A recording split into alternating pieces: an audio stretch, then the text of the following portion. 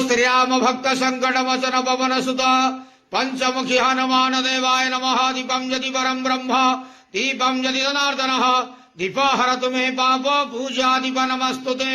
संसार सुखी रखंतु।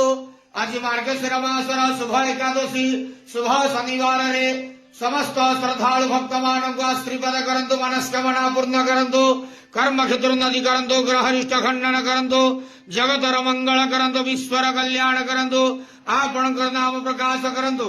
प्रभो संकट मोचन पवन सुत पंचमुखी हनुमान देवाय नमो नमः। मनोज मारुत तुल्य वेगम जितेन्द्रियं बुद्धिमता वरिष्ठम भातात्मजं वानरहितमुख्यं श्रीरामदूतं शरणं प्रपद्ये। संसार सुखी रखंतु आनंदे के वार। हरि बोलो। आज एकादशी शुभ शनिवार रे समस्त श्रद्धालु भक्त मान को आशीर्वाद करंतु आनंदे के वार। हरि बोलो। प्रभु पंचमुखी हनुमान देवाय नमो नमः।